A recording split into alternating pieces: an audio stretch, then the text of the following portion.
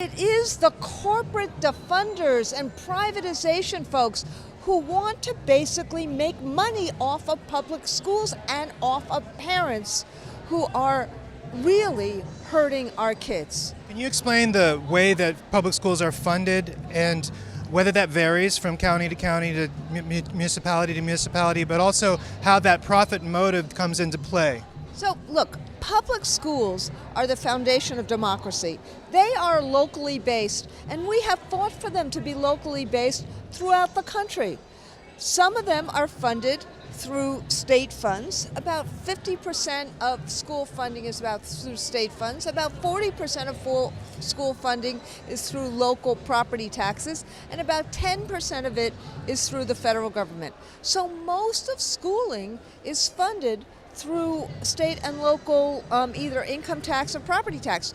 But the problem is this: when half your kids in our public schools are poor, we need to give kids who need the most. But what normally happens is a rich suburb like Scarsdale can fund their schools at a higher level than a place like Detroit.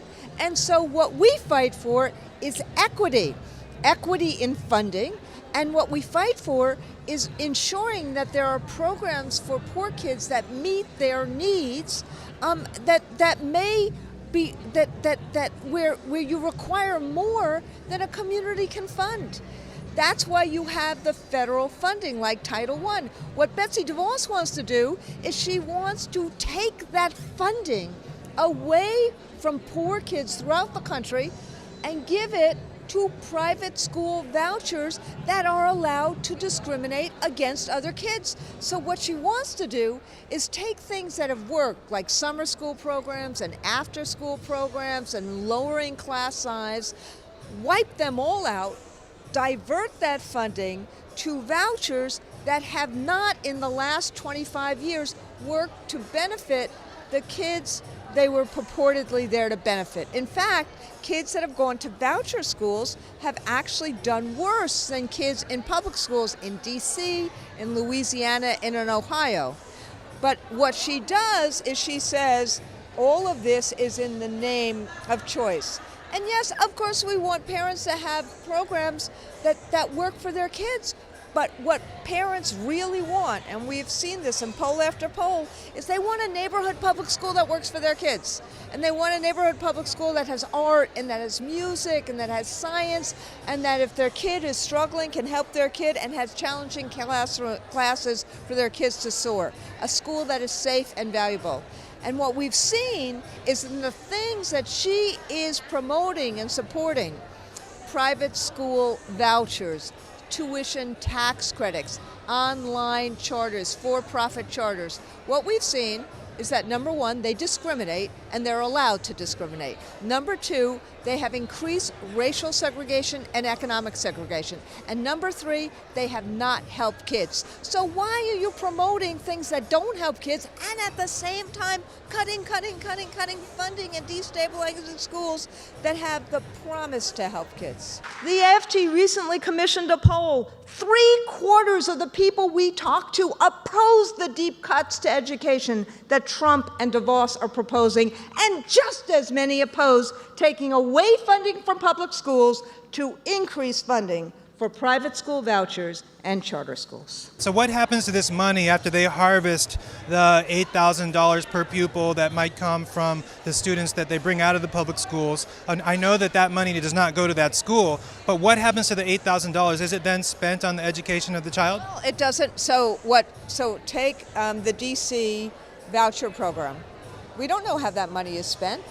There's no transparency for it. There's no accountability for it. What we know is that in places like Ohio with for-profit charters, we know that they have been windfalls for profiteers. We know the same thing has happened in terms of Florida. So K-12 Inc., we know that they are an online for-profit charter organization, and that they don't actually spend on children the amount of money that they get for children. And so we know that some of that money goes for profits. But we also know that their bottom line has gone down hugely because they've done such a bad job. So the profit motive should never be involved in my judgment, in education. Education is foundational to democracy. And if there is extra funding for kids, it should go to things kids need, like lower class sizes, like art, like music. Like, how do we recruit and retain teachers for, to be the best teachers we can get and we can keep when people have so many options to become lawyers and doctors and other professions. But the difference here is we believe in having public schools, that public education is a public good that is foundational to democracy, and that every bit of tax dollars that go to that should be accountable, should be transparent, but should go for kids' education. They believe that if you privatize and commoditize education, that the profit motive is more important than anything else, and then the market will make a decision about who gets educated and who doesn't. Right, and the profit motive will make sure some people get rich whether or not the schools thrive or whether they fail. Because it is part of what this whole choice movement is part of. It is this particular private school choice movement. Look, its history is rooted in segregation. But what the current movement is part of is the decades-long campaign to shift economic and political power to the rich. What we're talking about is how you help all kids. And you can't help all kids unless you have a system that is about all kids. Because every child doesn't have a parent or an advocate that is going to be as relentless and as effective as maybe a billionaire parent. Parents have lots to do. They care about their kids a lot, but it doesn't mean that they're always going to be able to be incredibly effective at getting everything they need for their kids. That is why a system has to be accountable and transparent and equitable for all kids. So if a kid is hungry, we need to feed a kid. If a kid is falling behind in math or English, they need to have a summer school opportunity. All of that costs money, and you can't expect a parent to be doing 3 or 4 jobs and then at the same time saying, I need to go to the school superintendent and get summer school for my kid. That's all of our jobs to make sure that happens. What Betsy DeVos is doing is she's basically saying the private schools get to pick the kids that they want for those schools, and they will get the money, and they don't have to be transparent, and they can discriminate, and they don't have to be accountable, and just let the market decide. That has never worked in education, and it will work, with the places that have done it, like Sweden or Chile, have seen their scores go down, and places like Michigan, where she had basically defunded public schools in Detroit and other places and really pushed for for-profit charters. We saw in Michigan the school rankings go down in English and in math from about 25 in 2003 to about 41, 42 in 2015. So what she has proposed has not worked to help kids, but what it has done has been very harmful in destabilizing the public schools that are available for all kids. Let's take our responsibility to resist injustice full on, and let's take our responsibility to reclaim the future full on, classroom by classroom, community by community. So if I could ask you to do anything, it would be this: tell your stories. Advocate for your students. Do it in public. Shine the light. Use social media. Show people here in Washington what's happening at home. Show them that a budget cut means something really important in very human terms. I want to talk about what you said about just really quickly about the segregation root of the school choice movement. So states like North Carolina changed their constitution after Brown v. Board to allow public dollars to go to private, all-white academies to perpetuate segregation. So we know that. And I think we also know that after segregation finally did begin to take hold, there was such resentment that the public schools where people of color sent their children were sabotaged in terms of the funding that they received. So as a parent, who has a basic grasp of that history. They know that the schools where the children of color are going are being sabotaged, and the schools where the white kids are going are being well funded for various reasons that have to do with property taxes and all of that, like you mentioned. Well, what's your argument to the parent who says, well, knowing that, I'm going to try to send my child to a school where most of the students are white and they're going to have a better opportunity to get a leg up in this world? First off, I don't think it falls as neatly as you just said. Schooling is messy, and there are white communities that are poor, there are African American communities that are more middle class. The bottom line is we need to have better funding for all schools. We need to have more integration. We need to fight segregation racially or economically. But we also, I agree with a parent who says to me, I want a school that works for my kids, and I want a more integrated school. I think we need to have a real focus on how do we integrate more? How do we create more inclusion? How do we create more diversity? I completely agree that we have to have a bigger choice system within public schools, and that's why we think that there should be more AP courses. We think there should be more magnet schools. We think there should be more career tech ed schools. But at the very bottom line, every neighborhood school should be a place where parents can send their kids and want to send their kids, where educators want to work, where kids are engaged. And that is our obligation, not only as school teachers, but as trade unionists. And frankly, it is the oath of office that a Secretary of Education takes to help all kids, not just to promote privatization and profitization, particularly in schools that have not worked, and to actually favor the profiteers over the kids in America. That makes no sense if you are the Secretary of Education. If you want to be a rich corporatist, a gazillionaire who's advocating privately, look, this is America. Why not both?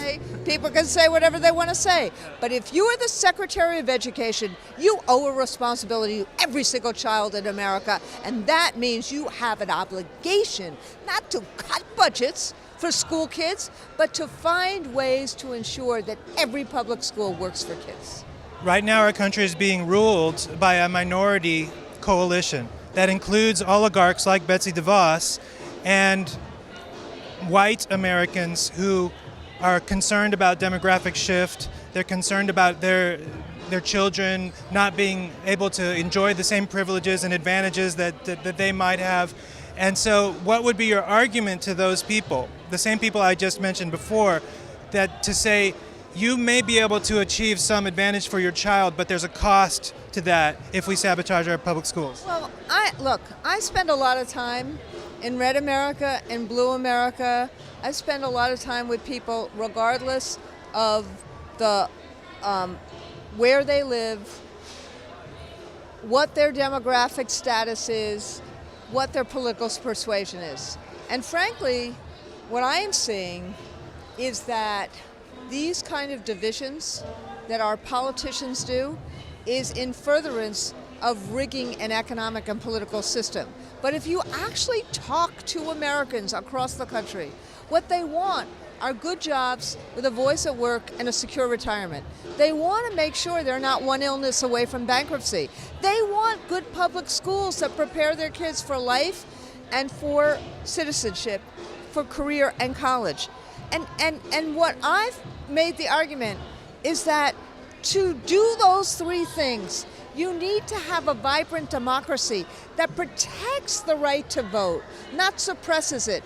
And we need to fight against bigotry and hate, because bigotry and hate against one group of people one day will mean bigotry and hate against another group another day. And so when you talk to people, white, black, Hispanic, Native, or somebody whose ancestors came from the Mayflower, people really believe in a common set of values. But what has happened is people like Trump, people like DeVos try to emphasize the fear and try to emphasize the us versus them, as opposed to what America should be, which is that we all get ahead, where we all work together and we lift all boats. In tough economic times, you can understand why people say, you know what, maybe this country isn't going to do so well as a whole, but I want to make sure that my family gets ahead, right? The only way that any individual family is going to get ahead is if we actually have as a common set of aspirations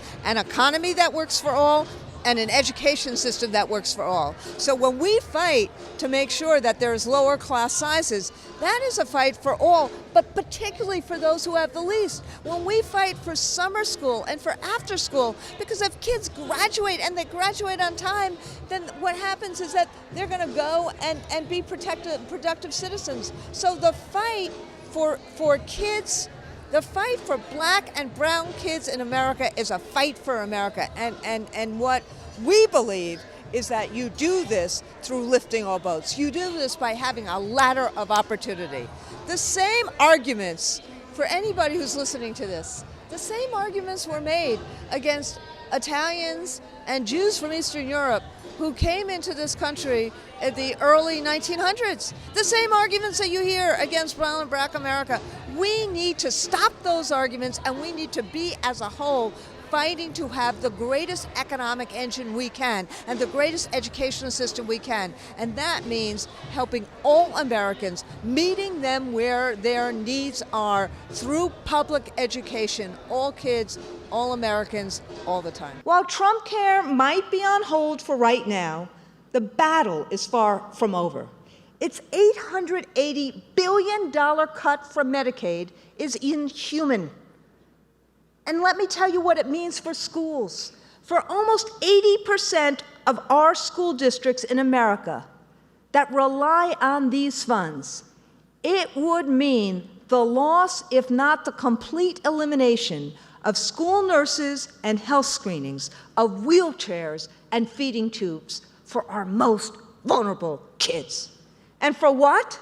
For what? A tax cut for the wealthiest Americans. So on Monday, there's going to be a huge rally for Medicare for All at the U.S. Capitol. There's rallies all over the United States.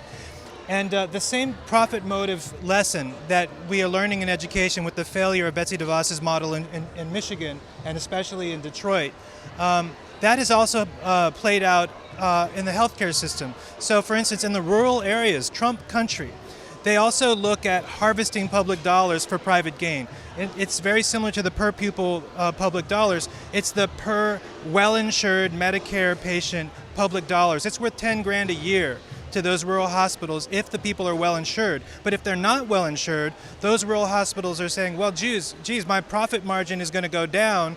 I may as well just close this hospital and focus more on areas where the people are better insured. And I think the situation is far more complicated.